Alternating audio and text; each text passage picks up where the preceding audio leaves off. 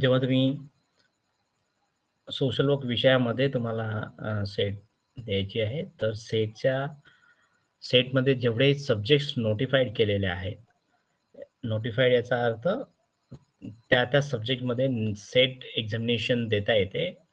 अशा सब्जेक्ट्समध्ये सोशल वर्कचा जो code number आहे या ठिकाणी सेट एक्झामिनेशनसाठी 20 आहे आणि त्याचा सिलेबस कंटेंट जर बघितला तर तुम्हाला 10 युनिट्समध्ये तो सिलेबस आहे.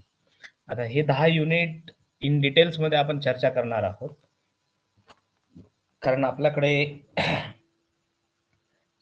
वेळ जो आहे तो वेळ जोपर्यंत सेट एक्झामिनेशनची नोटीस निघत नाही किंवा एक्झाम होत नाही तोपर्यंतचा वेळ आहे. तर साधारणपणे आपण असं धरून चालूया की जवळपास 5-6 महिने आपल्याकडे वेळ आहे. सो या 5-6 महिन्यामध्ये सुरुवात आपण सोशल वर्क सिलेबसने करणार आहोत आणि टुवर्ड्स द एंड आपण युनिट पेपर 1 जो आहे त्याच्यावर चर्चा करणार आहोत आणि मध्ये आणि लास्टला पण पेपर्स जे आहेत आतापर्यंत झालेले पेपर्स, त्या पेपर्स मधले प्रश्न आणि त्या प्रश्नांचा कल आणि आपण कुठल्या कल यूज करून त्या प्रश्नांची उत्तरं द्यायची या अनुषंगानं आपण चर्चा पण करणार आहोत. आणि याच्या आधी सुद्धा काही लोक जुनी आहेत तर त्यांना माहिती आहे की सोशल वर्क एज्युकेशन मधलं सेट आणि नेट क्वालिफिकेशन क्वालिफाय करण्यासाठी फार अभ्यासाची गरज नाही आहे. परंतु जो काही आपण अभ्यास करू, जे काही क्लास करू ते जर आपण चांगल्या पद्धतीनं अटेंटिव्ह लिसनिंग नी जर ऐकले आणि काही गोष्टीचं थोडंसं वाचन ठेवलं तर सहज क्वालिफाय करता येऊ शकतं. तर हे याचे 2 आता एक्झाम्पल्स आपल्या समोर आहेत की मागच्या बॅचमध्ये 6 लोक आणि आत्ताच्या रिसेंटच्या बॅचमध्ये 2 लोक क्वालिफाय झालेले आहेत. आणि सुरुवातीच्या 6 मध्ये डेफिनेटली लोकांनी फक्त क्लास आणि थोडंसं रीडिंग याच्यावरच ते काम करत करत सुद्धा त्यांनी सेट एक्झामिनेशन क्वालिफाय केले. त्याच्यामुळे सोशल वर्कचा सिलेबस जो आहे तो डिटेल्ड मध्ये अंडरस्टँड करणं हे गरजेचं आहे. म्हणून आपण सिलेबसवर जास्त फोकस ठेवतो की सिलेबसचे कंटेंट्स आपल्याला समजले पाहिजे. आता हा 10 युनिट्स मध्ये जो सिलेबस आहे खूप वास्ट आहे. तर ह्या सिलेबस मधले किती कंपोनंट्स कव्हर होतील हे माहिती नाही मला, पण आपण मॅक्झिमम ज्या गोष्टी कव्हर करता येऊ शकतात त्या गोष्टी आपण कव्हर करणार आहोत. तर हे युनिटची नाव आहेत in nature and development of social work. तर हे खाली तुम्हाला एक एक डिटेल्समध्ये पाहायला मिळतील आणि specifically area of social work practice again कुठल्या कुठल्या एरियाजमध्ये सोशल वर्क प्रॅक्टिस केली जाते पार्ट 1 आणि पार्ट 2 मध्ये वेगवेगळे स्पेशलाइज्ड एरियाज जे आहेत सोशल वर्क मधले त्याच्याबद्दलचं कंटेंट याच्यामध्ये आहे. सुरुवातीला 2012 ला आय थिंक माझं मी सेट क्वालिफाय केलं होतं आणि 13 ला नेट क्वालिफाय केलं होतं. तर दोन्हीमध्ये सेट आणि नेट मध्ये स्पेशलायझेशनचा कंटेंट असायचा, तो तिसऱ्या पेपरमध्ये असायचा. 3 पेपर असायचे आणि स्पेशलायझेशन पण असायचं. आता तो भाग काढून टाकलेला आहे. आता फक्त जनरल सिलेबस ठेवलेला आहे, ज्याच्यामध्ये स्पेशलायझेशन इन्क्लूड आहे. ऑलरेडी तुम्हाला त्याचं रिफ्लेक्शन आता आपण युनिट बाय युनिट बघणार आहोत. तर त्या सगळ्या स्पेशलायझेशनचं रिफ्लेक्शन तुम्हाला या सिलेबसच्या कंटेंटमध्ये मिळेल.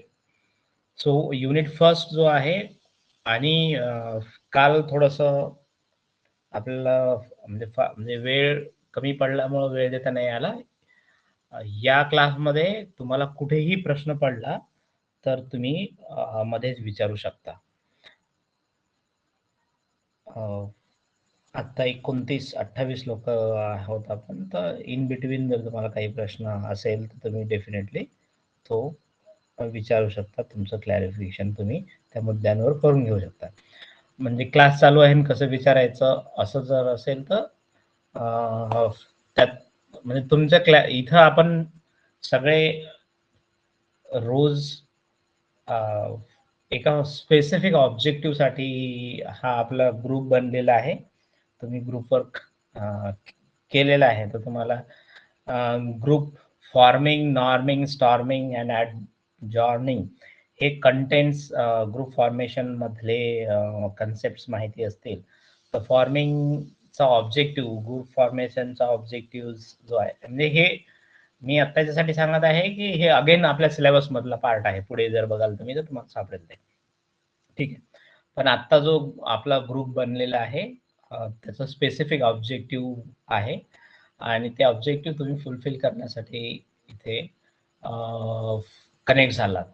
आणि आता तो ऑब्जेक्टिव्ह फुलफिल करताना प्रत्येकानं आपलं कॉन्ट्रिब्युशन म्हणजे त्याला पीपल्स पार्टिसिपेशन किंवा इंडिव्हिज्युअल पार्टिसिपेशन इन ग्रुप हे इंडिव्हिज्युअली द्यायचं आहे. म्हणजे जसं काही रिस्पॉन्स काही वेळा विचारलं मी मध्येच म्हणजे तुम्ही ऍक्टिव्ह आहात की नाही आहात, की तुमचं ऍक्टिव्ह लिसनिंग आहे का नाही आहे, म्हणून मी आणि त्याच्या मागचा दुसरा एक हेतू असतो की तुमचं अंडरस्टँडिंग त्याला त्या एखाद्या शब्दाला घेऊन काय आहे, मग ते करेक्ट करता येऊ शकतं का, म्हणून मध्येच मी तुम्हाला प्रश्न विचारतो किंवा तुम्हाला तुमचा रिस्पॉन्स मागतो. तर तेव्हा जास्त वेळ न घालवता रिस्पॉन्स दिला तर आपल्याला इफेक्टिव्हली टाइम युटिलाइज करता येईल. सो इन बिटवीन तुम्ही प्रश्न विचारू शकता. चुकलं तरी चालतं. चूक किंवा बरोबर हा प्रश्नच नसतो. त्याच्यामुळे चुकलं तरी चालतं आणि आपल्याला सिलेबस कंप्लीट करणं हे पण घाई नाही आहे. त्याच्यामुळं अंडरस्टँडिंग आपली एखाद्या कन्सेप्टला घेऊन वाढवणं हा सगळ्यात जास्त महत्वाचा भाग आहे. आपण पुढे सिलेबसवर येऊ. सो युनिट 1 चा जो टायटल आहे ते nature and development of social work. So समाजकार्याचं स्वरूप आणि विकास काय आहे आणि कसा आहे याच्या संदर्भातले मुद्दे आहेत. खऱ्या अर्थानं आपल्याकडे विदर्भामध्ये आणि बहुतांश महाराष्ट्रामध्ये आणि बहुतांश राज्यांमध्ये सोशल वर्क सिलेबस बद्दलच अंडरस्टँडिंग टीचर फॅटर्निटीज मध्ये टीचर्स मध्ये ते दिसणार नाही, तर स्टुडंट्स मध्ये ते पर्क्युलेट होत नाही. कारण सोशल वर्क एज्युकेशन हे इतकं वास्ट आहे, खूप वास्ट आहे आणि याच्यामधले स्कोप जे आहेत ते प्रचंड स्कोप आहेत. म्हणजे फॉर पर्सनल डेव्हलपमेंट आणि प्रोफेशनल डेव्हलपमेंट या दोन्ही लेवलवर प्रचंड स्कोप आहे. आणि अख्खं आयुष्य म्हणजे एखाद्या टूल्सवर जगणारे सोशल वर्कर्स सुद्धा या फील्डमध्ये आहेत. म्हणजे फक्त एक टूल घ्यायचं, या सोशल वर्क फील्डमध्ये खूप सारे टूल्स आहेत आणि त्यातलं एक टूल जर समजा उदाहरणार्थ त्याचं दिलं तर PRA. सो PRA या टूलवर मास्टर ट्रेनर होऊन लोकांना ट्रेनिंग देऊन आपलं संपूर्ण आयुष्य घालवणारे लोक सुद्धा या फील्डमध्ये तुम्हाला पाहायला मिळतील. आणि चांगल्या पद्धतीनं म्हणजे 5-10 हजार महिन्याचे कमवून असं नाही, तर चांगला अमाऊंट चांगली लाईफस्टाईल जगणारे लोक सुद्धा या फील्डमध्ये तुम्हाला पाहायला मिळतात. आता या फील्डमध्ये त्या फील्डबद्दल का डिस्कस करत आहोत आपण, कारण याचं स्वरूप जे आहे हे खऱ्या अर्थानं लोकांपर्यंत पोहोचत नाही आहे. म्हणजे आता जसं तुम्ही तुमच्या आई-वडिलांना किंवा नातेवाईकांना जेव्हा सोशल वर्क एज्युकेशन सांगितलं असेल की मला MSW डिग्री करायची आहे, तर त्यांचं असं असेल किंवा जे वेगवेगळ्या बॅकग्राऊंड्स मधनं येतात त्यांचं असं असतं की काहीतरी समाजाचं कल्याण करण्यासाठी तुम्ही ही डिग्री करताय. पण यामध्ये सगळ्यात महत्वाचा भाग आहे की लोकांचं कल्याण होईल का नाही होईल हा सेकंडरी मुद्दा आहे. परंतु प्रायमरी मुद्दा जो बघितला आपण, तर प्रायमरीमध्ये आपल्याला हा सगळ्या सोशल वर्क एज्युकेशन जे आहे ते सेल्फ डेव्हलपमेंटसाठी खूप युजफुल आहे.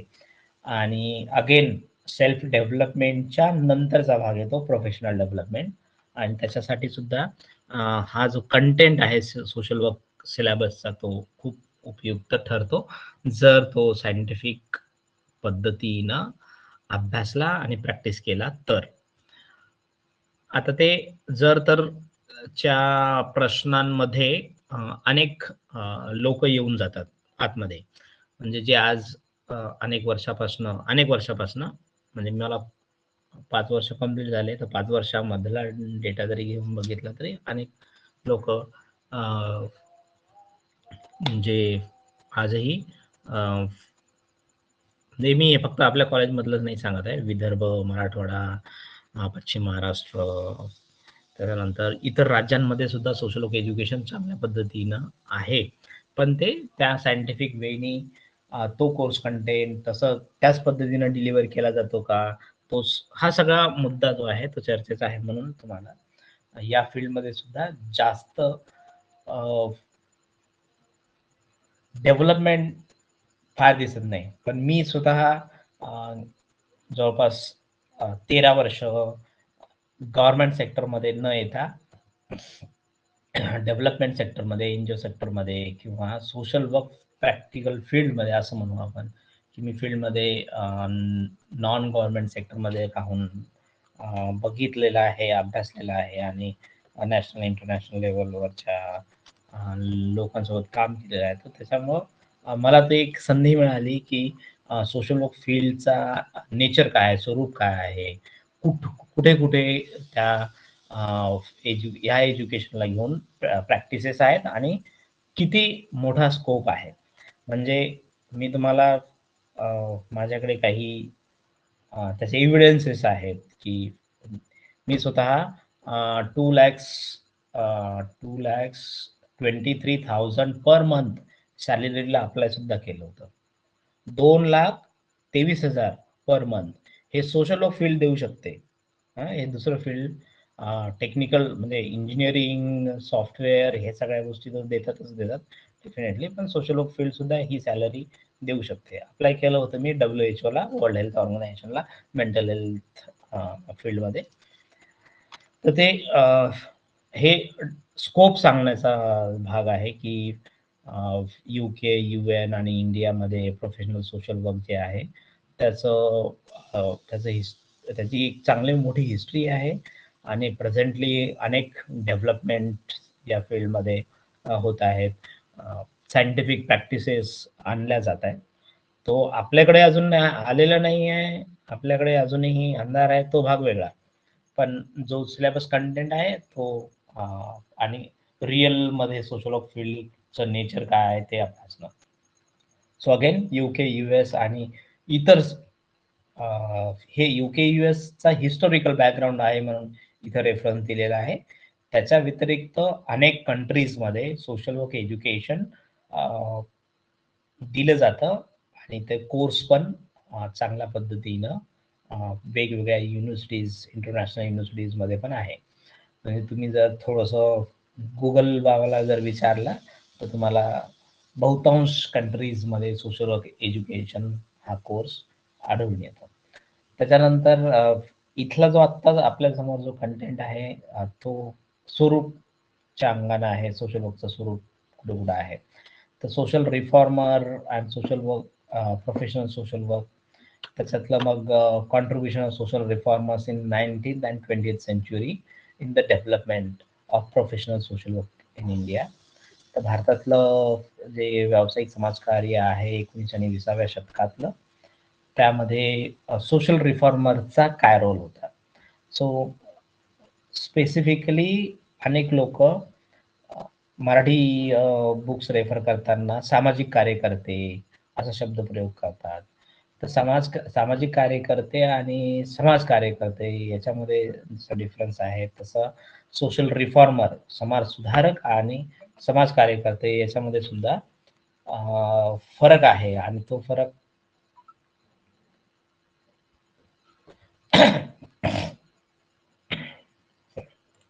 सो तो फरक आपल्याला समजून घेणं, की रिफॉर्मर कशाला म्हणायचं, प्रोफेशनल सोशल वर्कर कशाला म्हणायचं, आणि सामाजिक कार्यकर्ता ही कन्सेप्ट काय आहे, हे सुद्धा आपण पुढे बघूया. त्याच्यानंतर social work as a profession in India. Profession म्हणजे काय, तर आपल्याकडे जनरली ज्या कन्सेप्ट आहेत, कामाचा मोबदला घेणे म्हणजे प्रोफेशनल. तर हे खूप चुकीच्या संकल्पना आपल्याकडे काय म्हणतात त्याला, पारंपरिक पद्धतीनं रुजलेल्या आहेत. आणि ते रुजल्यामुळं म्हणजे तुम्हाला माहिती आहे, की गांजर गवत सगळ्या शेतांमध्ये तुम्हाला पाहायला मिळतं. ते आलं कुठून, कसं रुजलं, दरवर्षी पाहायला मिळतं. तर तसं ते गांजर गवतासारखं झालेलं आहे आपल्याकडे. सोशल वर्क म्हणजे, प्रोफेशनल सोशल वर्क म्हणजे काय, तर पैसा घेऊन काम करणं म्हणजे professional social work. So professional social वर्क्समध्ये व्हॅल्यूज असतात, त्याची कोड ऑफ इथिक्स असतात, what to practise, how to practise, हे जे मुद्दे आहेत हे प्रोफेशनलिझममध्ये असतात. सो वकील, डॉक्टर हे जे आहेत हे प्रोफेशनल्स, यांना प्रोफेशनल म्हणतात. तर का, तर यांचं कौन्सिल असतं, यांना त्या कौन्सिलकडनं रजिस्ट्रेशन नंबर मिळतो, आणि ते प्रॅक्टिस करतात, आणि त्यांना ते नीतितत्व म्हणतात. कोड ऑफ इथिक्सला जे नीतितत्व आहेत, ती नीतितत्व अभ्यासावी लागतात, प्लस ती फॉलो करावी लागतात. म्हणजे मी सोशल वर्कर म्हणून समाजामध्ये काय प्रॅक्टिस करणार, कशी प्रॅक्टिस करणार, याचे कोड ऑफ इथिक्स बनलेले असतात. आणि सोशल वर्कच्या बाबतीमध्ये भारतामध्ये ते प्रोसेस चालू आहे. म्हणजे त्याचा ड्राफ्ट आहे माझ्या, म्हणजे त्याचं एक बिल आहे माझ्याकडे. 1-2 मीटिंग्सला पण तुमच्या आधीच्या लोक जे आता काही 1-2 लोक जे जॉईन आहेत, मला वाटते वैभव असेल, रोशना असेल, काही लोकांनी अटेंड केलेलं आहे ते सेमिनार, ऑनलाईन सेमिनार होतं. त्याच्यामध्ये प्रोफेशनल सोशल वर्करसाठी एक कौन्सिल तयार होत आहे, आणि ते कौन्सिल जसं मेडिकल कौन्सिल मध्ये काय असतं, मेडिकलच्या स्टुडंट्सला त्यांची डिग्री कंप्लीट झाल्यावर तिथे रजिस्ट्रेशन करावं लागतं, आणि त्यांना लायसन मिळतं, रजिस्ट्रेशन नंबर मिळतो. त्याच पद्धतीनं सोशल वर्क एज्युकेशनमध्ये एक कौन्सिल तयार होत आहे, आणि ते कौन्सिल तयार झाल्यानंतर MSW साठी, BSW साठी अजून त्यात चर्चा व्हायची आहे. BSW ला इन्क्लूड करायचं का नाही करायचं. पण MSW डेफिनेटली पास आउट झालेल्या लोकांना त्या कौन्सिलचं रजिस्ट्रेशन करणं, आणि त्यांना लायसन मिळेल, आणि लायसन नंबर मिळेल, आणि मग you are become a professional social work to practice in the field of social work. या पद्धतीनं प्रोसेस चालू आहे. त्याच्यानंतर कोणाला काही प्रश्न विचारायचा होता का?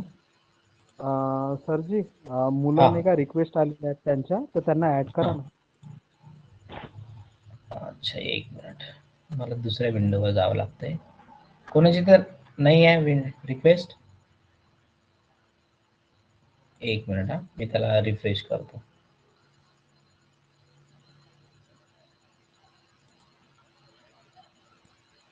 शामली आणि शिवानी बोलत होते मला. 1 मिनिट, माझ्याकडे कुठे गेलं. नाही, त्यांना लिंक जी आहे ती लिंक पाठवावी लागेल, आणि त्याच्यानंतर ते जर त्यांनी ते लिंकला क्लिक केल्यानंतर माझ्याकडे रिक्वेस्ट येईल, तेव्हा मी त्यांना आतमध्ये घेऊ शकतो क्लासमध्ये. तशी रिक्वेस्ट नाही आहे याच्यावर. हा, ओके ओके सर, ठीक आहे. Sorry sir. हा, नाही काय हरकत नाही, त्यांना लिंक पाठवून जॉईन करायला सांगितलं तरी चालेल. सो प्रोफेशनल सोशल वर्क कशाला म्हटलं जातं, तर डेफिनेटली ज्या प्रोफेशनचे कोड ऑफ इथिक्स असतात, व्हॅल्यूज असतात, ते प्रॅक्टिस करण्यासाठी, तर त्याला प्रोफेशन म्हणतात. तर थेरीज मध्ये थेरीज ऑफ सोशल वर्क प्रॅक्टिसच्या वेगवेगळ्या थेरीज आहेत, त्या थेरीज पण बघणार आहोत आपण. Changing content of social work practice, emerging perspective, trends, challenges of social work practices. कुठले कुठले नवीन ट्रेंड्स येत आहेत सोशल वर्क फील्डमध्ये. म्हणजे ट्रेंड्स म्हणजे याचा अर्थ की सोशल वर्कचे वेगवेगळे एरियाज काय आहेत जे नव्याने या फील्डमध्ये काम करण्यासाठी खुले होत आहेत. जसं की आता कम्युनिटी डी ॲडिक्शनचा जो भाग आहे, तर तो स्पेसिफिकली मेडिकलशी रिलेटेड होता, परंतु कम्युनिटी लेवलपर्यंत डी ॲडिक्शन याचा अर्थ व्यसनमुक्ती असा नाही आहे. हं? तर व्यसनमुक्ती असा घेऊ नका. तर त्याचा अर्थ समुदाय पातळीवर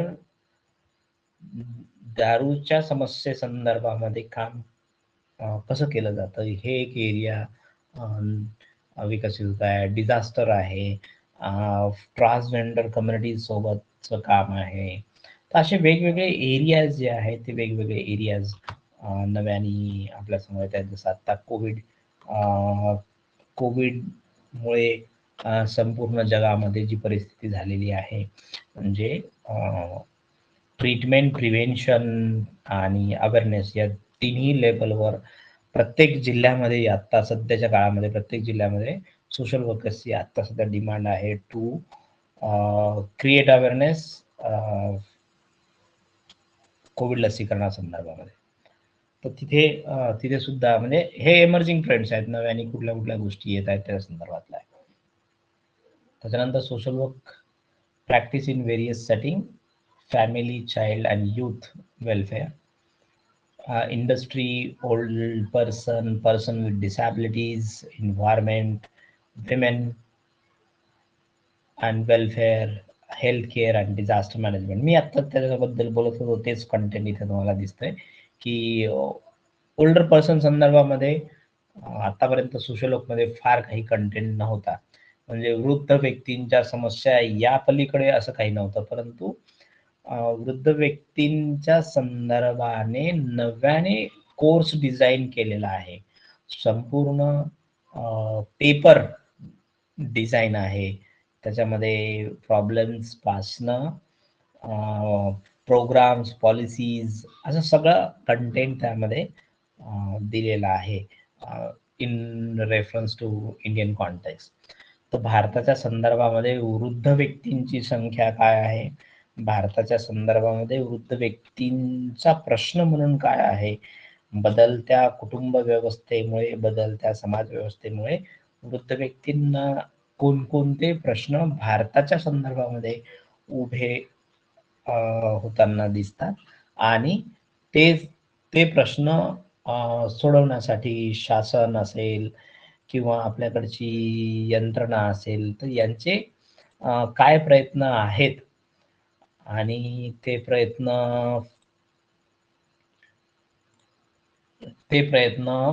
पुरेसे आहेत का, आणखीन काय मेजर्स म्हणजे त्यांनी पावलं उचलली पाहिजेत, त्या संदर्भात काय पॉलिसी आहे, कायदा काय सांगतो, कायद्याबद्दलच्या काही तरतुदी केलेल्या आहेत का वृद्ध व्यक्तींना घेऊन. हे स्पेसिफिक का सांगत आहे या सिलेबसच्या कॉन्टेक्स्टमध्ये, कारण याच्यावर पूर्वी सोशल वर्क फील्डमध्ये फार काही कंटेंट नव्हता, जो कंटेंट आज अवेलेबल आहे. म्हणजे पर्सन विथ डिसॅबिलिटीज, तर पर्सन विथ डिसॅबिलिटीज या संदर्भात सुद्धा specifically MA in disability studies असा कोर्स 2 वर्षाचा फक्त आणि फक्त डिसॅबिलिटीजच्या संदर्भामध्ये कोर्स पण डिझाईन आहे. म्हणजे तुम्हाला जर master degree in disability studies करायची आहे तर ती पण आज अवेलेबल आहे. म्हणजे इतक्या लेवलपर्यंत नॉलेज बिल्डिंग एखाद्या टॉपिक्समध्ये झालेलं आहे. याला एमर्जिंग ट्रेंड सुद्धा म्हणतात, की नवनवीन ट्रेंड्स कुठल्या येत आहेत या फील्डमध्ये जिथे स्कोप आहे. म्हणून सोशल वर्क फील्डमधल्या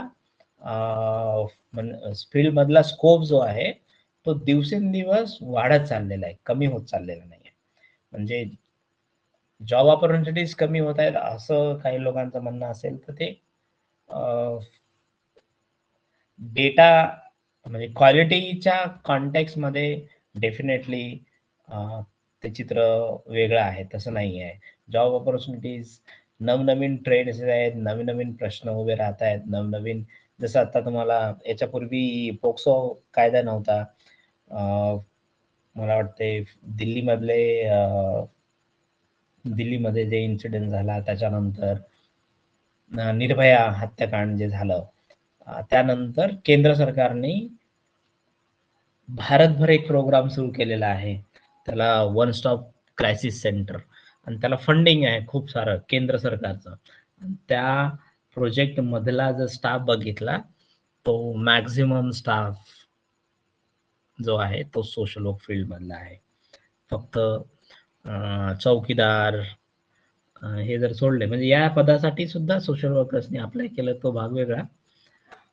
पण तिथल्या ज्या पोस्ट आहेत, मग ते ॲडमिनिस्ट्रेटिव्ह मेन चीफ ॲडमिनिस्ट्रेटर पासून काउन्सिलर, रेकॉर्ड कीपर आणि एक लॉयर, तर हे अशा वेगवेगळ्या ज्या जागा आहेत त्या एका प्रोजेक्ट मधल्या, तर हे तुम्हाला एक इन्सिडेंट, त्याच्यानंतर गव्हर्नमेंटनी त्या इन्सिडेंट्सच्या कॉन्टेक्स्ट मध्ये जगभरा म्हणजे पूर्ण भारतभर केलेला स्टडी, आणि तो स्टडी चे आउटपुट्स, आणि त्यातनं अगेन नवीन अपॉर्च्युनिटीज या फील्डमध्ये तयार होणं, हे कंटिन्यू चालू आहे.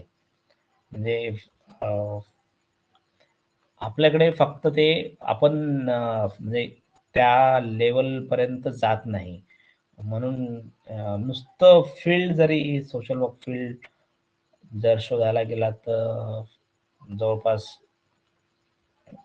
प्रचंड तुम्हाला त्यामधनं कंटेंट माहिती मिळेल की हे फील्ड किती मोठं आहे. त्यामुळे हे ओल्डर पर्सन असेल, पर्सनल डिसॅबिलिटीज असेल, इन्व्हायरमेंटशी रिलेटेड सोशल वर्क प्रॅक्टिस असेल, तर हे आणखीन आणखीन वेगवेगळ्या कंटेंट्स, जसं आता 3 दिवसापासून एक दुपारी 3 ते 5:30 पर्यंत मी एका सेंट्रल गव्हर्नमेंटच्या वॉटरशेड रिलेटेड प्रोग्राम मध्ये ऑनलाईन पार्टिसिपेट होतो. आता यवतमाळ मधली इकॉलॉजी काय आहे, इन्व्हायरमेंट इकॉलॉजी म्हणजे इन्व्हायरमेंट काय आहे, ते इन्व्हायरमेंट भूगर्भातलं इन्व्हायरमेंट बद्दल जास्त डिस्कशन होतं. कंटेंट होता की कुठल्या भागामध्ये वॉटर लेवलचं स्टेटस सध्या काय आहे, तर हे उद्या भेडसावणारे इश्यूज आहेत. वॉटर स्केअरसिटी असेल, पाण्याचं दुष्काळ असेल, तर हे प्रश्न उद्या येणार आहेत आपल्या समोर, आणि त्या संदर्भात वेगवेगळ्या लेवलवर कामं चालू आहेत. इन्व्हायरमेंटशी रिलेटेड सुद्धा नॅशनल इंटरनॅशनल संस्था आपल्या यवतमाळमध्ये सुद्धा काम करतात. काही खूप सिनियर लोक सुद्धा तिथे तुम्हाला काम करताना पाहायला मिळते.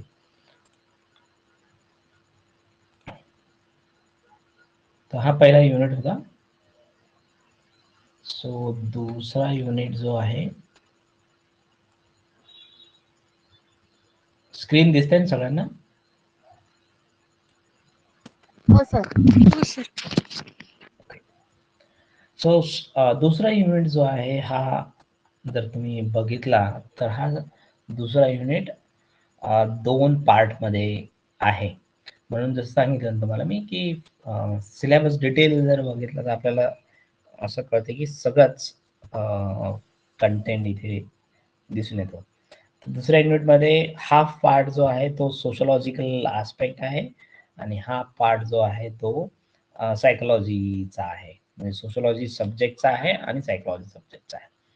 तर सोशलॉजिकल कन्सेप्ट मध्ये social structure, social institutions, social groups, socialisation, social control आणि सोशल चेंज, हे संकल्पना काय आहेत समाजशास्त्राच्या, ह्या संकल्पना दुसऱ्या युनिट मध्ये दिलेल्या आहेत.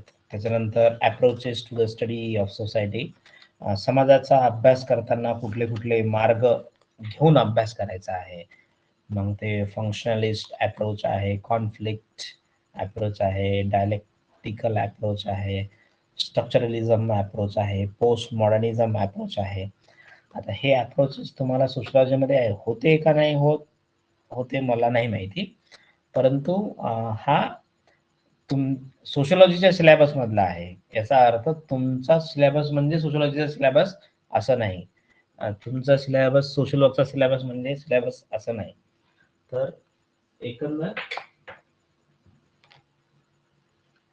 एकंदर सोशिओलॉजीच्या सिलेबसमध्ये हे सगळे कंटेंट्स आहेत. त्याच्यानंतर सोशल सिस्टीम हा पार्ट तुम्हाला अभ्यासाला आहे. त्याच्यामध्ये मेजर सोशल सिस्टीम्स कुठल्या आहेत, फॅमिलीशी रिलेटेड, रिलीजनशी रिलेटेड, सोशल स्ट्रॅटिफिकेशन, समाजातलं स्तरीकरण कसं आहे, सामाजिक स्तरीकरण म्हणून हे मुद्दे सगळे सोशिओलॉजीमध्ये आहेत. त्याच्यानंतर स्तरीकरणात मार्क्सिस्ट अप्रोच काय, फंक्शनलिस्ट अप्रोच काय आहे, तर हे सगळे अप्रोचेस जे आहेत ते सुद्धा तुम्हाला सोशिओलॉजीच्या अंगाने समजून घ्यायचे आहेत, सोशिओलॉजिकल पॉइंट ऑफ व्ह्यूने. त्याच्यानंतर ह्युमन बिहेवियर हा जो पार्ट आहे हा सायकोलॉजीमध्ये कव्हर होतो. मग नॉर्मल आणि ॲबनॉर्मल बिहेवियर्स काय आहेत, त्याचे घटक कुठले आहेत, डिटर्मिनंट्स म्हणजे घटक, कुठल्या भाग बघितले आपण, तर ते भाग बघितल्यावर म्हणू आपण की नॉर्मल बिहेवियर आहे का ॲबनॉर्मल बिहेवियर आहे. त्याच्यानंतर लाईफ स्पॅन किती आहे, जीवनमान कसं आहे, पर्स्पेक्टिव्ह ऑफ ह्युमन डेव्हलपमेंट. आता मानव विकासाचा दृष्टिकोन कसा आहे, ते मानव विकास निर्देशांक हा वेगळा भाग आहे, हा पुढे येईल, पण इथे हा सायकोलॉजिकल आस्पेक्ट ह्युमन डेव्हलपमेंट आहे. त्याच्यानंतर डेव्हलपमेंट टास्क आहे, हजार्डस ड्युरिंग प्रीनेटल पिरियड.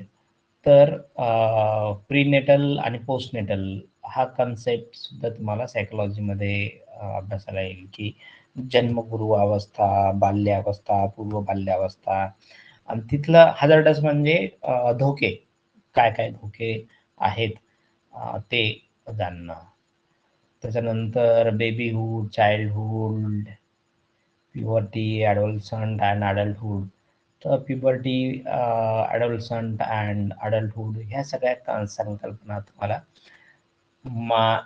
मानवाचा वाढ आणि विकास सायकोलॉजिकल आस्पेक्टनी, फिजिकल आस्पेक्टनी नाही तर सायकोलॉजिकल आस्पेक्टनी सायकोलॉजीच्या अभ्यासक्रमामध्ये आहे, आणि हा इथला कंटेंट आहे. मग त्यामध्ये theories of personality, psycho analytical theory of personality आहे, बिहेवियर थेरी, त्याच्यानंतर ह्युमॅनिस्टिक थेरीज, या थेरीज सुद्धा अभ्यासाचा भाग आहे.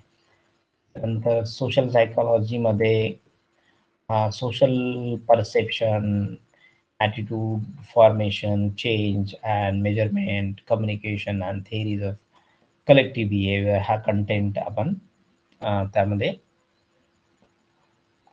बघणार आहोत. म्हणजे काही गोष्टी म्हणजे जसं ॲटिट्यूड फॉर्मेशन, चेंज, मेजरमेंट, ह्या सगळ्या गोष्टी, कम्युनिकेशन हे आपण बघणार आहोत.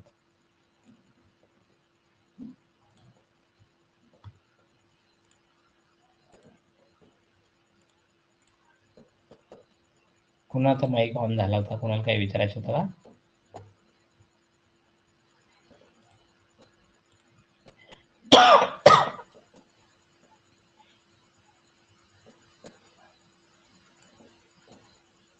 ओके, लास्ट जो याच्यामध्ये again types of community second मधलाच आहे. हा जो पार्ट आहे टाइप्स ऑफ कम्युनिटीज हा पूर्ण तुम्हाला 2-3 ठिकाणी म्हणजे सोशल वर्कचा सिलेबस जर बघितला तर रिपीटेड असलेला दिसून येईल. तर हा रिपीटेड कुठे कुठे होतो, हा तुम्हाला सोशिओलॉजीमध्ये रिपीटेड होतो, हा कम्युनिटी डेव्हलपमेंटच्या सब्जेक्ट्समध्ये रिपीटेड होतो, आणि इतर काही सब्जेक्ट्समध्ये पण तुम्हाला हे रिपीटेड झालेला दिसेल. त्यामुळं हे मी परत यासाठी सांगत आहे की सोशल वर्क एज्युकेशन घेणाऱ्यांना सेट नेट क्वालिफाय करणं इझी आहे, कारण हे बरेचसा कंटेंट जो आहे तो रिपीटेड तुम्हाला सिलेबसमध्ये सापडेल. म्हणजे टाइप्स ऑफ कम्युनिटीज हा तुम्हाला सोशिओलॉजीच्या सब्जेक्टमध्ये आहे. मग ग्रामीण, शहरी, आदिवासी आणि व्हर्च्युअल कम्युनिटीज. आता व्हर्च्युअल कम्युनिटीज बद्दल सिलेबस नाही सांगत तुम्हाला. मला नाही माहिती कुठल्या सिलेबसमध्ये आहे का तुम्हाला सोशिओलॉजीच्या किंवा कम्युनिटी डेव्हलपमेंटच्या? ऐकलाय कधी शब्द हा? सिलेबसमध्ये त्या 2-3 सिलेबसमध्ये community rural development, rural community development, community development किंवा सोशिओलॉजी याच्यामध्ये व्हर्च्युअल कम्युनिटीज ऐकला का शब्द?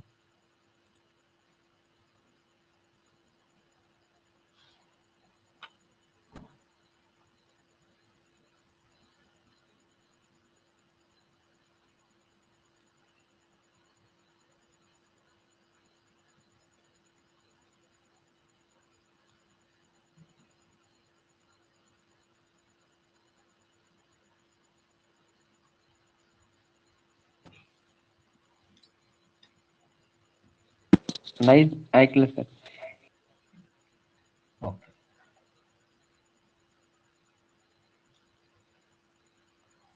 तर हे सांगायचं पॉज देण्याचं कारणच हे होतं की हा जो आपला जो सिलेबस आहे हा सिलेबस आपला पुरेसा नाही आहे, म्हणून हा सिलेबस बघणं गरजेचं आहे.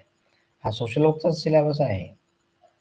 व्हर्च्युअल कम्युनिटीज हा सोशल मध्ये असला पाहिजे, पण आपल्याला ग्रामीण, शहरी आणि आदिवासी समुदायाच्या पलीकडे काही नाही असंच सांगितलं जात आहे. तर मी जेव्हा कम्युनिटी म्हणजे ट्रॅव्हल कम्युनिटीज हा विषय होता माझ्याकडे, तर त्यावेळेस मी व्हर्च्युअल कम्युनिटीज पण कुठल्या आहेत ते सांगितलेलं आहे. आणि फर्स्ट इयरमध्ये फील्ड्स ऑफ सोशल वर्कमध्ये कम्युनिटीजची डेफिनेशन सांगताना, कम्युनिटीजचे टाईप सांगताना हे मी आवर्जून सांगतो की व्हर्च्युअल कम्युनिटीज पण आहेत. तर ते इन डिटेल्समध्ये आपण पुढे बघणार आहोत. त्याच्यानंतर व्हेरियस वल्नरेबल ग्रुप्स. वल्नरेबल म्हणजे धोक्यात आलेले ग्रुप्स. ग्रुप्सचा इथं अर्थ कम्युनिटीज या अँगलने ग्रुप घेतलेला आहे. जसे की आपल्याकडे कोलाम आदिवासी समुदाय आहे, तर कोलाम आदिवासी समुदायाला पीटीजीज म्हणतात, तर त्याला पर्टिक्युलरली वल्नरेबल ट्रायबल ग्रुप्स असं पीव्हीटीजीज म्हणतात. तर ते वल्नरेबिलिटीचे इंडिकेटर्स जर अभ्यासले की धोक्यात येणं म्हणजे काय, कशाला म्हणायचं धोक्यात आलेलं, तर ते बघितलं तर ते असे काही ग्रुप्स आणि कम्युनिटीज आहेत जे थ्रीटन्ड आहेत. मग त्याच्यामध्ये महिला, मुलं, एजेड व्यक्ती, दलित हे हे सगळे व्हल्नरेबल ग्रुप्सचा भाग आहे. हा, व्हल्नरेबल ग्रुप्स म्हणजे या व्यतिरिक्त नाही, तर व्हल्नरेबल ग्रुप्स म्हणजे धोक्यात आलेला ग्रुप, समुदाय. त्याच्यामध्ये नोमॅडिक ट्राईब्स वगैरे हे मुद्दे अजून या सिलेबसने पण कव्हर केलेले नाही आहेत. हा जो सिलेबस आहे तो त्यांनी पण नाही कव्हर केलेला आहे. तर प्रत्येक म्हणजे प्रचंड कंटेंट आहे सोशल वर्क एज्युकेशनमध्ये. म्हणजे सोशल वर्क एज्युकेशनमध्ये बरंचसं कंटेंट इथं पण तुम्हाला दिसणार नाही. म्हणजे नोमॅडिक ट्राईब्स, डिनोटिफाईड ट्राईब्स हे सुद्धा वल्नरेबल ग्रुप्स आहेत, ते इथं आलेले नाही आहेत. त्याच्यानंतर caste and class and their characteristics. Again सोशलॉजीमध्ये तुम्हाला हे मिळेल. आणि रुरल डेव्हलपमेंटचे कॅरेक्टरिस्टिक्स बघताना तुम्हाला रूरल कम्युनिटीजचं कॅरेक्टरिस्टिक मध्ये कास्ट बेस्ड, हायरार्किकल आणि जॉग्राफिकल सेपरेशन हे एक कॅरेक्टरिस्टिक्स म्हणून ग्रामीण समुदायाचं पाहता येतं.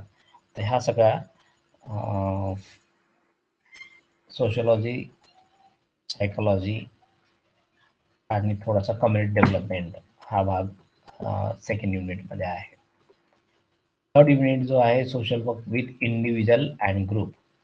सो वर्किंग विथ ग्रुप आणि वर्किंग विथ इंडिव्हिज्युअल म्हणजे केसवर्क आणि ग्रुप वर्कचा कंटेंट या युनिटमध्ये तुम्हाला थर्ड युनिटमध्ये पाहायला मिळेल.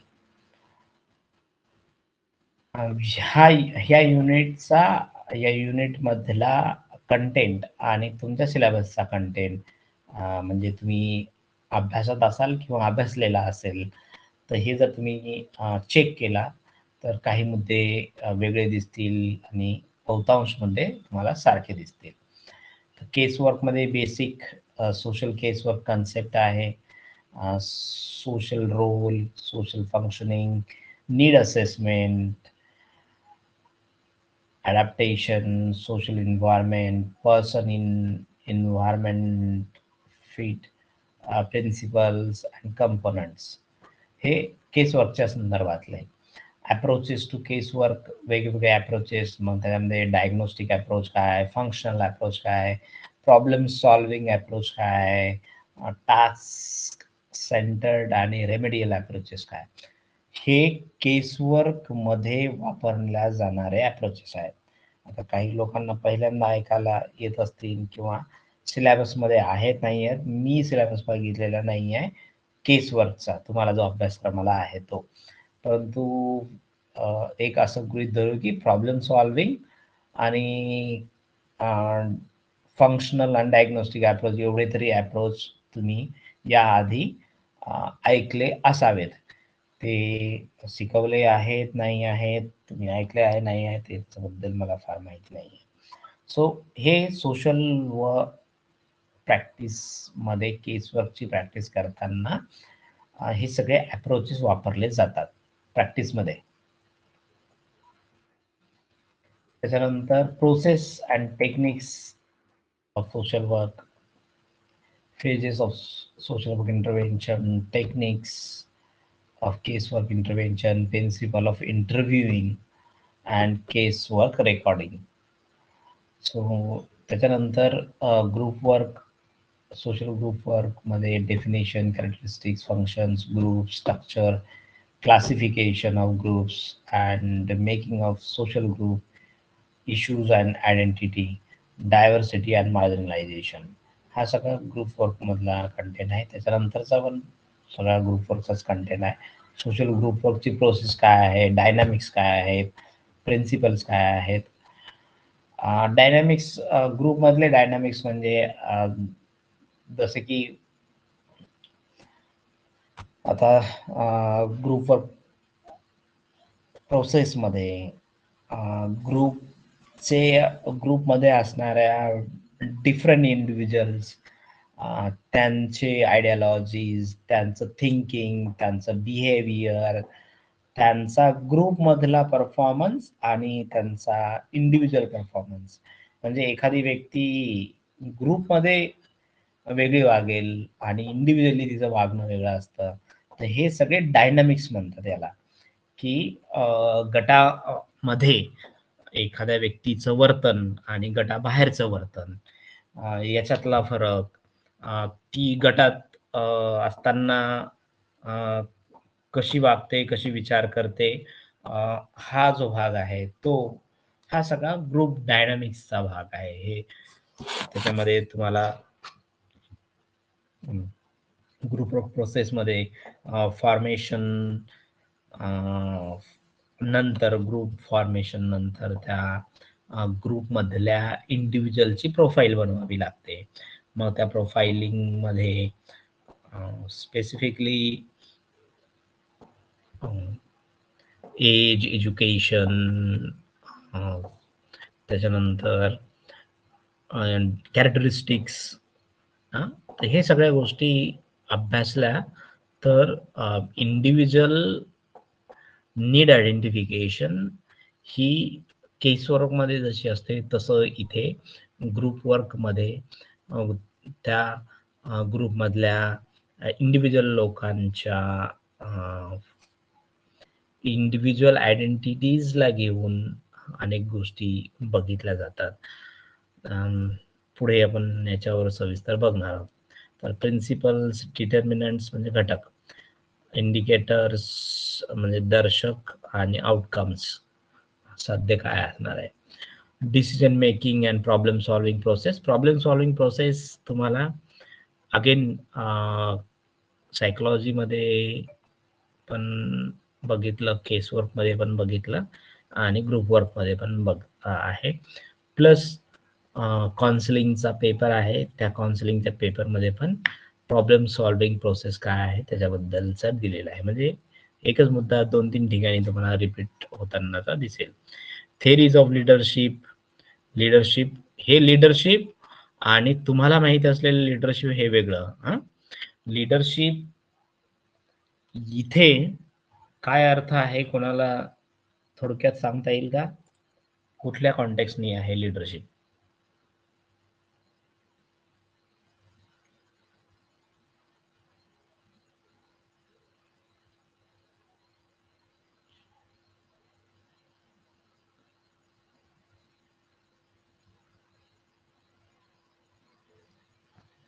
आवाज नाही येत आहे माझा?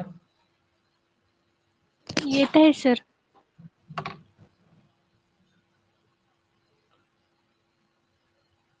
प्रश्न विचारला तेव्हा येत नाही वाटते. नाही सर आला, पण ते थेरीज ऑफ लिडरशिप ते काही माहिती नाही थेरीज ऑफ त्याबद्दल. लीडरशिप नाही सांगायचं आहे. लीडरशिप हा शब्द मराठीमध्ये माहिती आहे तुम्हाला म्हणजे काय? हो, नेतृत्व. तर ते नेतृत्व कोणत्या दृष्टिकोनातून इथे मुद्दा आहे एवढं विचारलं मी.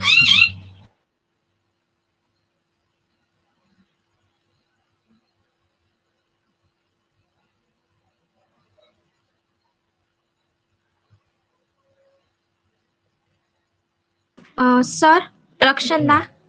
हम्म. सर लीडरशिप मीन्स जेव्हा ग्रुप वर्क करत असताना सर सगळ्या ग्रुप वर्क करत असताना सगळ्या काही गोष्टीला हँडल करणे.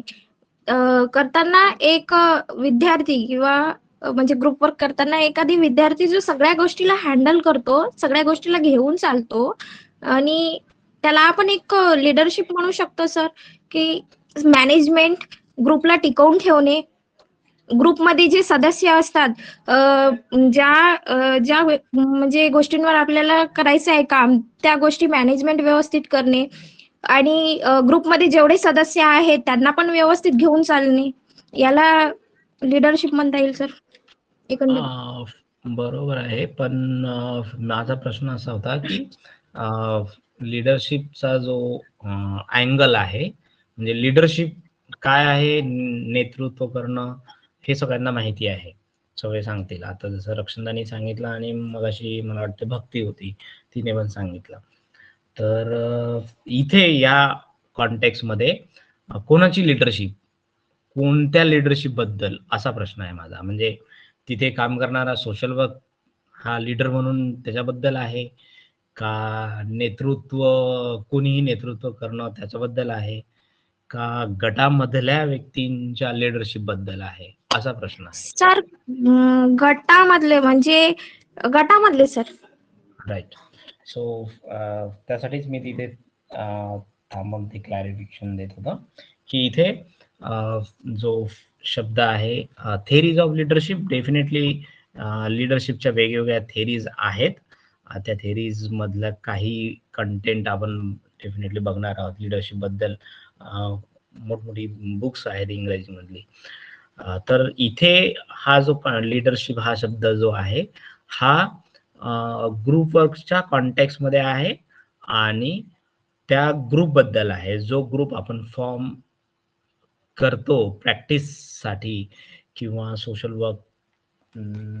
वर्क म्हणून एखाद्या संस्थांमध्ये काम करताना वेगवेगळ्या गटांसोबत काम करावं लागतं आणि त्या गटांमधलं लीडरशिप आयडेंटिफाय करणं, त्या गटांमध्ये लीडरशिप शोधणं आणि ती लीडरशिप बिल्ड करणं.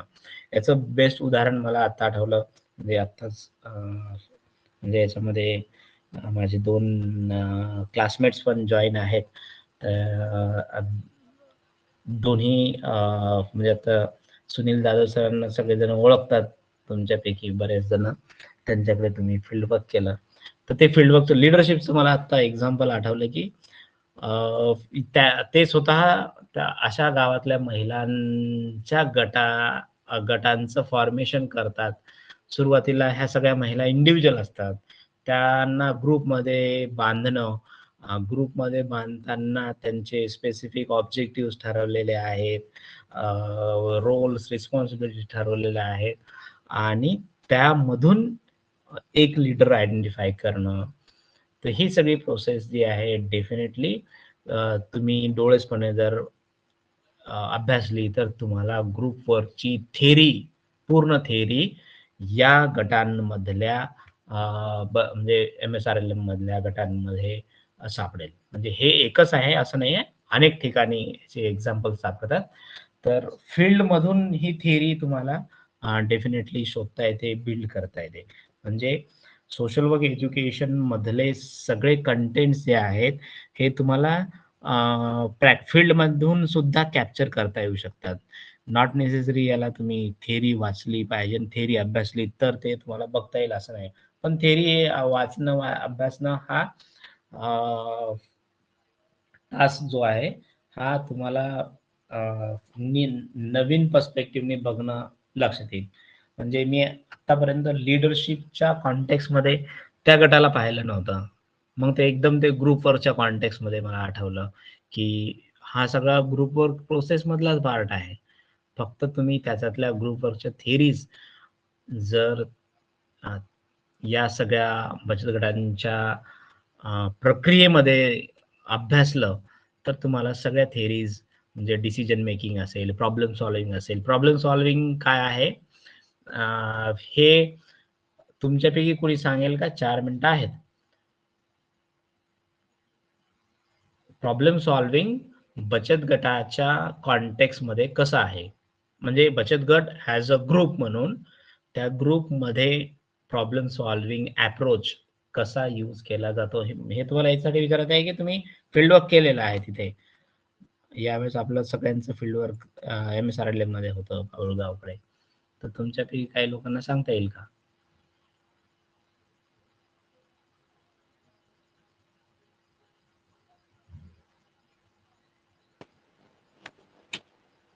सर सुरुवातीला आधी पहिले त्या गटाचा इश्यू काय झाला आहे तो आधी बघितला जाईल. म्हणजे त्यांचा नेमकं प्रॉब्लेम काय आहे आणि मग नंतर त्यांना अडचण कुठे जात आहे. समजा एखादे म्हणजे जी अध्यक्ष बाई आहे तीच नाही राहिली, म्हणजे ती प्रेझेंट वगैरे नाही राहिली, तर मग यांना वेळेवर मीटिंग घेणं वगैरे हे बरोबर नाही होत आहे. तर म्हणून याच्या संबंधित बायांचा म्हणजे बायांना जी अडचण जात आहे ती अडचण ते म्हणजे जे सगळ्यात मेन आहे, जसं तुम्ही सुनील जाधव सरांचं नाव सांगितलं, तर त्यांना सांगून त्यांच्याकडे जाऊन प्रॉब्लेम सॉल्व्ह होऊ शकतो असं सर. ठीक आहे. तर प्रॉब्लेम सॉल्विंग अप्रोच आपण त्याचं थेरॉटिकल अंडरस्टँडिंग पुढे बघणार आहोत. पण हा जो कंटेंट आता भक्तीने सांगितला आहे की बचत गट हा ग्रुप जर बघितला तर त्याची डेफिनेटली त्या ग्रुपमध्ये एन नंबर ऑफ इश्यूज निर्माण होतात जसा तो ग्रुप चालायला लागतो तेव्हा. आणि मग ते निर्माण झालेले इश्यूज रिझॉल्व्ह करण्यासाठी, प्रॉब्लेम ते सोडवण्यासाठी वेगवेगळ्या लेवलवरचे प्रयत्न असतात. मग ते पहिल्यांदा लोकल लेवलचे प्रयत्न असतात आणि नंतर मग ते हायर अथॉरिटीकडे जाणं, तिथे रिझॉल्व्ह करणं, किंवा मग असं म्हणू की प्रॉब्लेम सॉल्विंग अप्रोच जो आहे तो हायर अथॉरिटीकडनं वापरणं आणि तो इश्यू जर रिझॉल्व्ह करून तो गट पुन्हा फंक्शनल मोडमध्ये आणणं, हा अप्रोच ही ग्रुप वर्कची थेरी तिथे प्रॅक्टिकली काही लोकांनी बघितलेली आहे, काही लोकांनी केलेली आहे. म्हणजे तुमच्या आधीच्या बॅचनी सुद्धा अनेक गटांसोबत चांगल्या पद्धतीनं काम करून बंद पडलेले गट चालू केलेले आहेत. तर हा त्यातलाच एक भाग आहे की तो गट बंद पडणं, म्हणजे आपण इथे बचत गट असं नाही म्हणत आहे, तर ग्रुप वर्कच्या कॉन्टेक्स्ट मध्ये ते पाहत आहोत आपण की गट जो आहे तो बिघडलेला आहे किंवा गटाची युनिटी राहिलेली नाही आहे. आता ती युनिटी बिघडण्याची कारणं आयडेंटिफाय करणं आणि ती कारणं आयडेंटिफाय केल्यानंतर तो भाग जो आहे तो रिझॉल्व करणं, हा हा हा आस्पेक्ट तुम्हाला स्पेसिफिकली ग्रुप वर्क मध्ये अभ्यासता येतो. हे हे इथंच नाही आहे, तर मला वाटते एका बॅचला आम्ही विलेज कॅम्पचं पण मी यावेळी म्हणजे मागच्या एक क्लासमध्ये एक्झाम्पल दिलं होतं की विलेज कॅम्पमध्ये वेगवेगळे कॅम्प जेव्हा नेला जातो तर तिथे वेगवेगळे ग्रुप्स ऑटोमॅटिकली पडतात आणि मग ते ग्रुपमध्ये परफॉर्म करतात आणि ग्रुपमध्ये परफॉर्म करताना मग काहींचे पर्सनल इश्यूज आहे ग्रुपवर इम्पॅक्ट करत असतात. तर त्यांचे इंडिव्हिज्युअल इश्यूज जे आहेत ग्रुपमधल्या सदस्यांचे ते इंडिव्हिज्युअल प्रॉब्लेम्स हे ग्रुपचे प्रॉब्लेम्स म्हणून पण कधी कधी पाहायला मिळतात. ते तसं ऍक्च्युली व्हायला नसते पाहिजे. Individual issues and problems need to be dealt individually असं पाहिजे. पण आपण ह्युमन बिहेवियर सायकोलॉजीमध्ये अभ्यासतो. Social psychology for social worker हा विषय अभ्यासताना आपल्याला सगळ्यांना तो भाग अभ्यासाला येतो की ह्युमन टेंडन्सी ह्युमन बिहेवियर हे याचा जर अभ्यास केला तर ते कसं आहे आणि ग्रुपचा जो स्पेसिफिक टास्क असतो त्या टास्कसाठी ग्रुप बनलेला असतो. तो टास्क फुलफिल करणं हा ग्रुपचा ऑब्जेक्टिव्ह असतो. तिथं इंडिव्हिज्युअल इंटरेस्ट आणि इंडिव्हिज्युअल प्रॉब्लेम्स हे समोर नसतात करायचे किंवा रिझॉल्व्ह करायचे असतात. म्हणजे जसं आता कॉलेजचा क्लास आहे आणि त्या क्लासमध्ये तुमच्या इंडिव्हिज्युअल आयडेंटिटीज आहे. तुम्ही इंडिव्हिज्युअल काय आहात, कोण आहात हे तुम्हाला घरी ठेवायचं असतं आणि तिथे आल्यानंतर तुमचा लर्निंग हा एकमेव ऑब्जेक्टिव्ह आहे आणि तो ऑब्जेक्टिव्ह फुलफिल करणं हा त्या स्पेसिफिक क्लास ग्रुपचा ऑब्जेक्टिव्ह असतो. तर या पद्धतीनं ग्रुप वर्क प्रोसेस असते. तर याच्यातला आता 2 मिनिटं जास्त झालेली आहे. तर याच्यातला आपण आणखीन म्हणजे ग्रुप डेव्हलपमेंट पासनं जो भाग आहे तो आणखीन उद्या तर नाही आहे, सोमवार ते शुक्रवारपर्यंतच आपण आहोत. तर सोमवारी बघूया. आतापर्यंत कोणाला काही अडचण आहे समजण्यामध्ये, काही प्रश्न आहे तर बोला. अजून 2 मिनिटं आपल्याला थांबता येईल.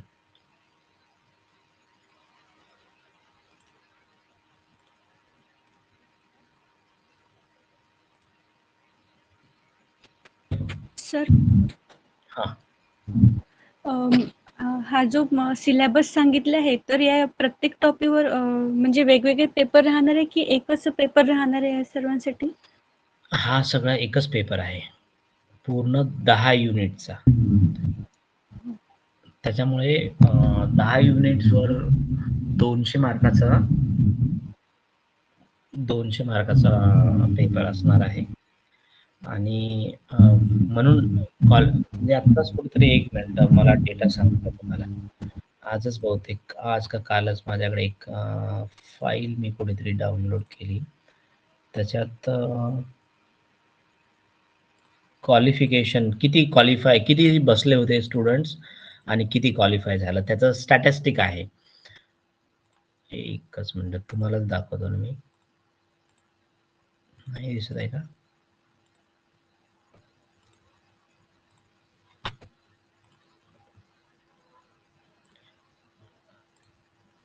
स्क्रीन दिसत आहे का तुम्हाला?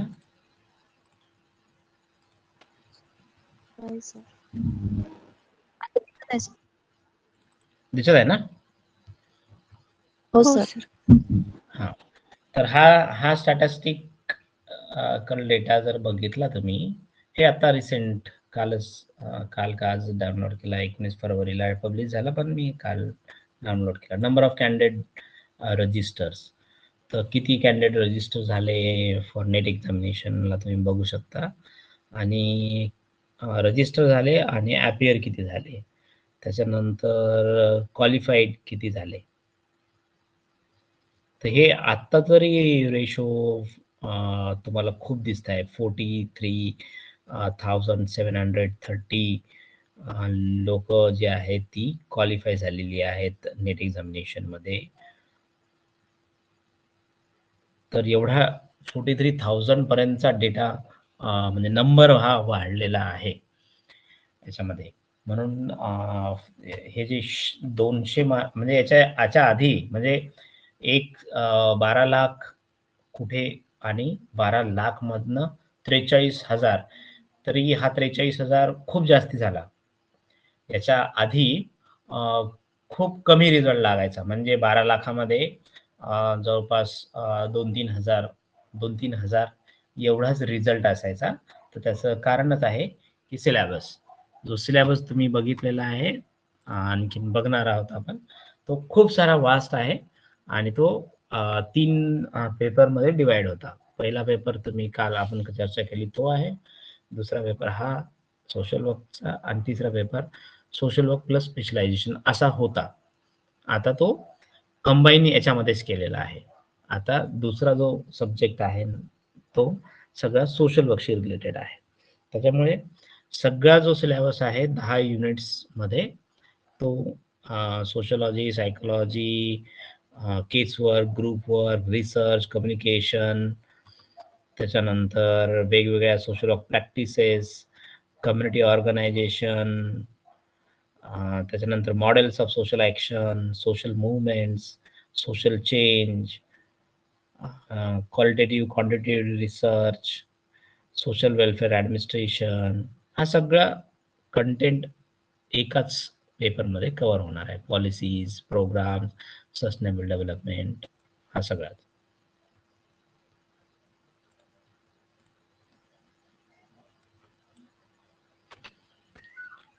ठीक आहे. आणखी काही कोणाला विचारायचंय?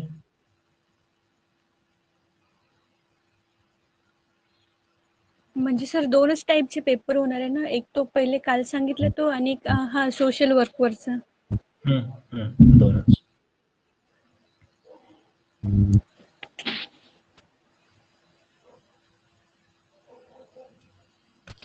ठीक आहे, थांबू आपण. हो सर.